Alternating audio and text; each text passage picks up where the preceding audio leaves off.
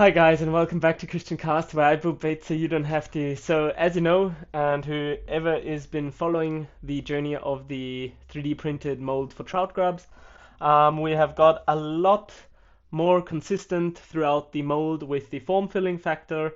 We are now able to already fill two of the trout grubs really well with the second color.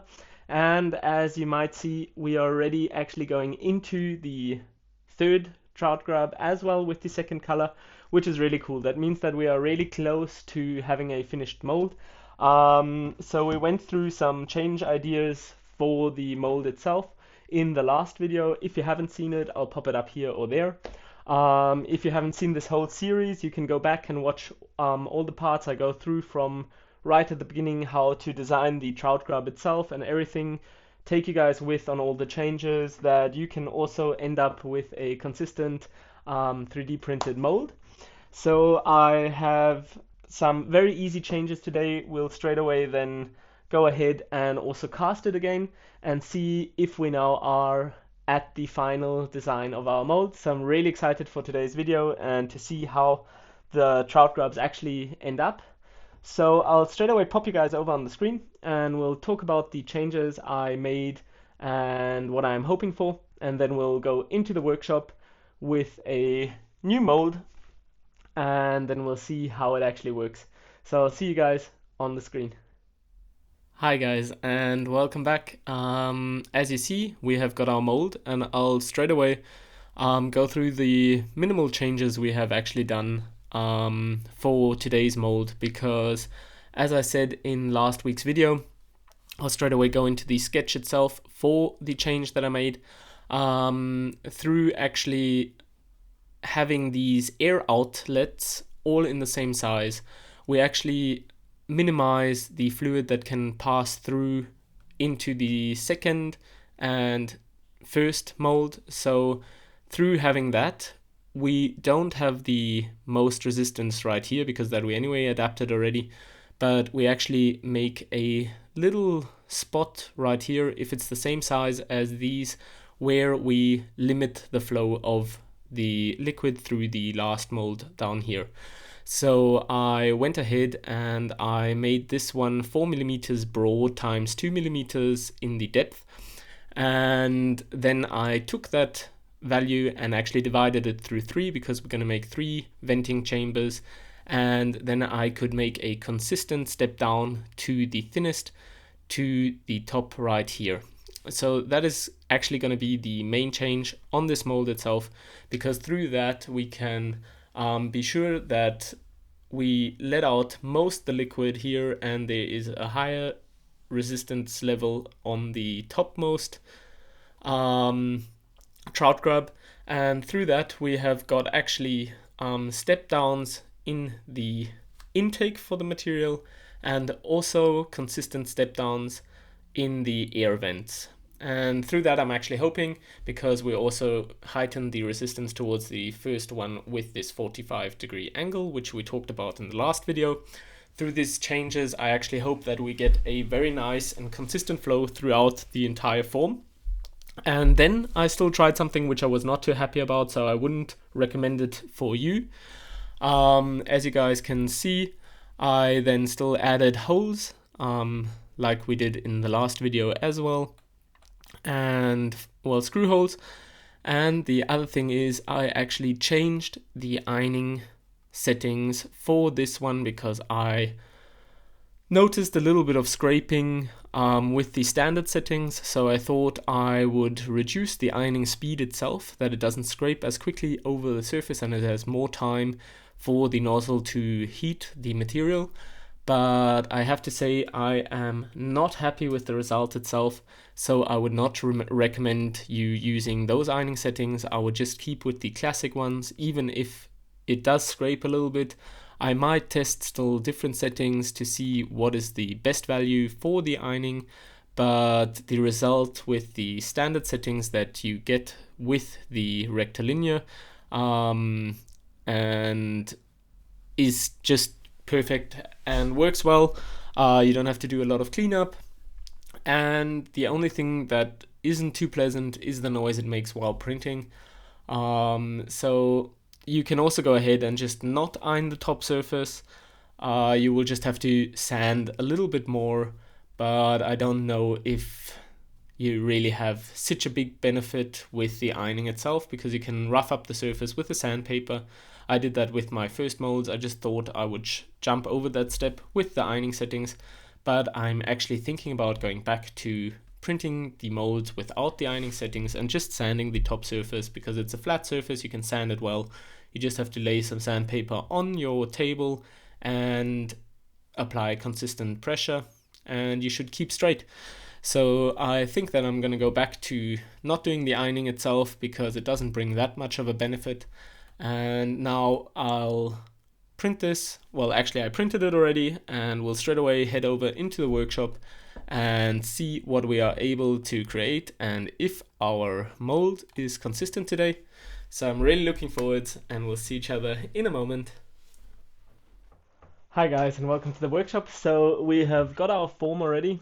Um, I had to spend a little bit more time preparing the form because the ironing settings weren't ideal that I tried.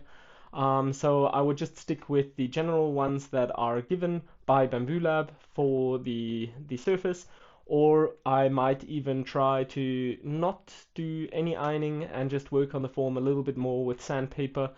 Because it is a lot of flat surfaces, the rounded parts anyway don't work that well with the ironing itself, because ironing itself only works very well on flat surfaces. If you got a curve itself, you will still have to put a little bit of work into it to reduce the print lines. So as you guys can see, we have got our thicker channel, the thinner one, and the thinnest. So we will see if we are able to have a consistent flow throughout the mold today, and if we are able to actually get the second color into the last grub, and that would mean that we have a consistent flow throughout the mold. So I'm really looking forward to see how that actually goes.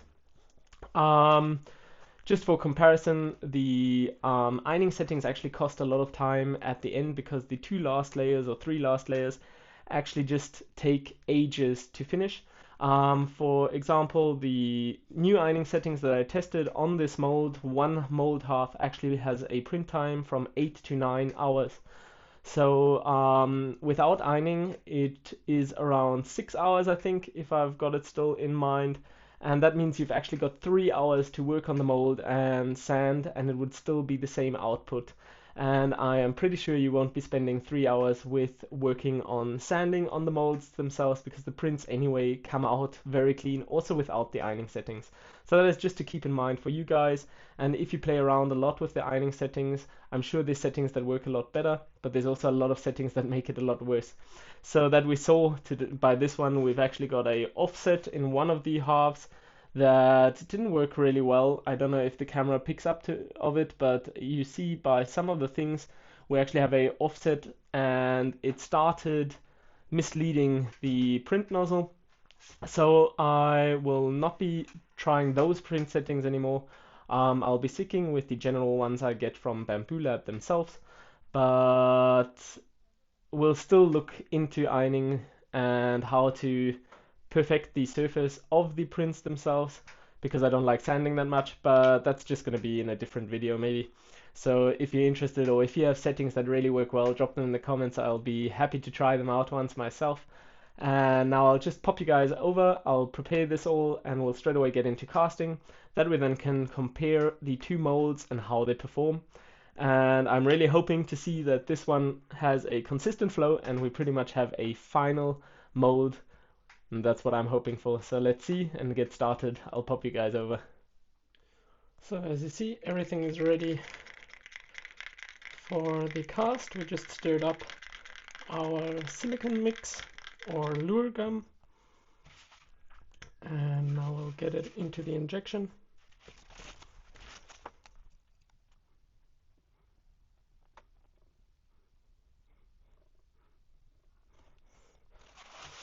So,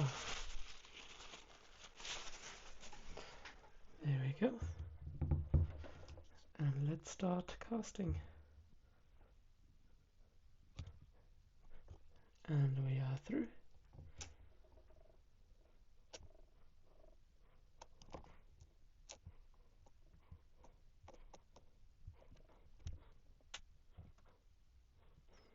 just add some there.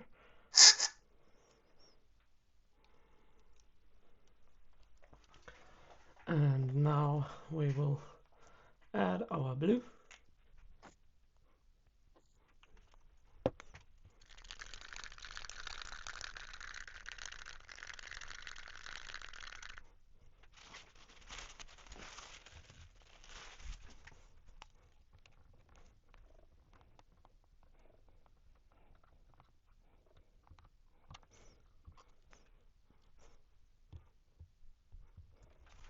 And now we'll go ahead and add our second color.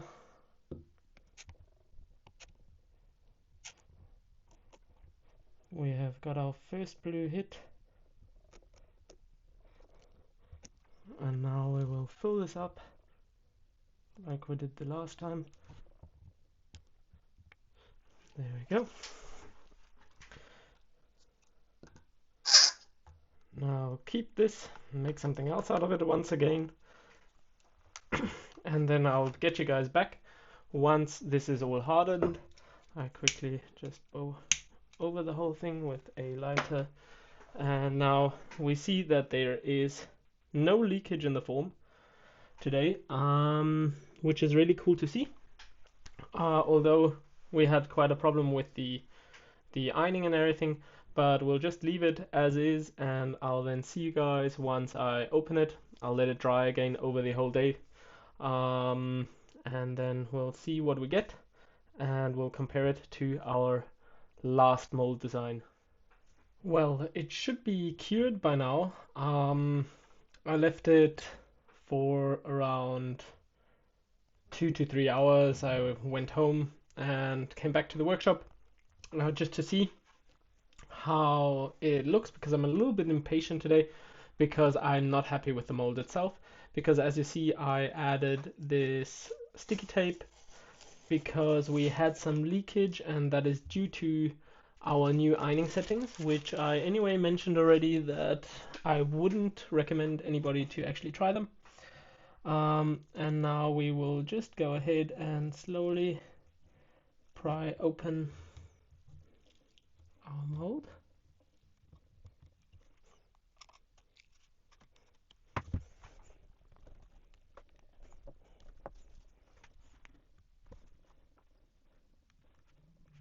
I'm very happy with what I see, but we'll get into it.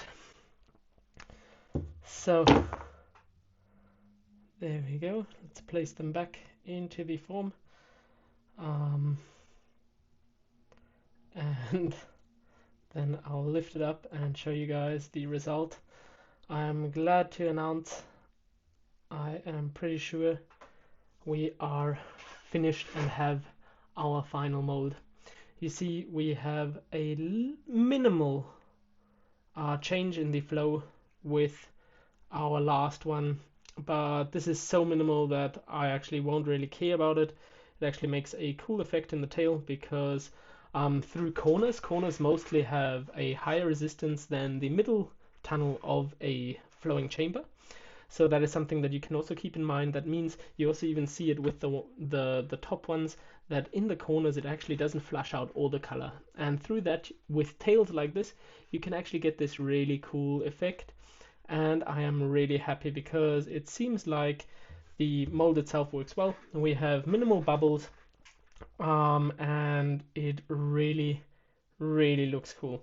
So I'm really glad that we tested this one. I'm still gonna make a different print without the new ironing settings, that it's a little bit flatter and we have less leakage, before testing the different materials. But I'll anyway go into that in the outro a little bit, and we'll see what we've got planned for this mold in the future and other projects maybe as well. Welcome back to the outro. So I just want to say thanks to everybody who has joined me on this small series from the beginning of the Trout Grub design throughout to all the molds that we've actually created through this process, always optimizing and trying to get a really consistent flow. We pretty much reached a nice flow through the mold without bubbles, I think at the second video that I made already, but the problem was still with the resistance and everything that we couldn't get a nice flow of the second color. So we adapted a bit, changed some things, and we now finally, I'm really happy to say, have got a mold that has got a nearly perfect consistent flow. You could still change this air vent a little bit more and make it a little bit broader, that even more color goes into the last one. But as you see, we actually pull in a second color. It is just not quite as much as the top two. The top two are really very consistent. If you look at the second color going through, we have got a nice brim of the original green that is nearly the same size. It broadens a little bit towards the last Trout Grub, but actually I really enjoy it and I find this optic nearly the coolest. So that is really, really neat and really cool that we managed that. I will now go into a little bit testing different materials, because as you guys know from the videos, we've been using the Lurix lure gum for the casts, and I have also been playing around with silicon with a 15 shore hardness for my silicon tails from the big swim baits. So we'll be testing once a 15 shore hardness, once a 10, and once a 5. And we'll keep these as a control base, I would say, to see which one is nearer to the movement of this one, because if it's a little bit harder, it's better for bigger swim baits. If you go smaller, and you would need a little bit a softer silicon. So we'll be playing around with that. I'll be doing 3 casts with 3 different hardnesses to then test how they actually compare. We would also have a 25 shore hardness, but that is actually mainly used for making molds. We'll get into that anyway in the future. But I'll do as I said, a 15, 10, and 5, and have our control to see and compare where we are with the hardness, because I actually don't know which shore hardness this mix has.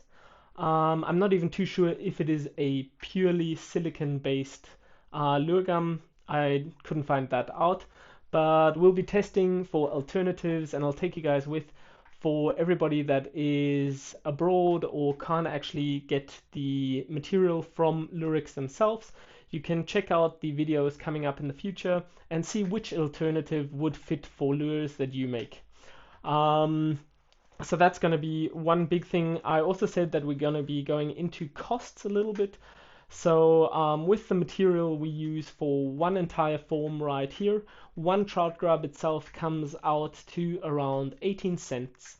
I don't find that too bad, because I looked on Amazon and tried to look around a bit and compare prices, and on Amazon the cheapest I found was a 40-piece lure grub with the curly tail, and if you divide the entire price, you get to 22 cents, and that's actually more expensive than a own design you created, and you can really play around with. You can change the design, try out different things, and that's why I still see that there is a little bit of a market for you making your own ones, because you can buy them, you don't need the work. But if you want to make your own personalized soft plastics, a silicon-based lure liquid is actually maybe a alternative if you're using a 3D printer and you don't want to buy aluminium molds. So you can look into that. I'll anyway take you guys with. We'll cast different hardnesses. You can check it out. I'll also be running them through the river to see which one has most action, and how the action actually changes with the hardness of the lure. We'll also be maybe making a new design of a soft bait, just to see if we can actually take what we learned from this small series and actually straight away build it into the next mold, and if it would then straight away work. Because then you guys would see, okay, everything I learned in these videos I can actually apply to my own lures, and we can actually go ahead and straight away go into a working mold or a semi-finished or final product. So we'll go into that anyway, and I just want to say thanks once again for joining me in this video. I really enjoyed this and the whole process, and I learned quite a lot. And yeah, keep on fishing, and we'll see each other for next week's video. Cheers.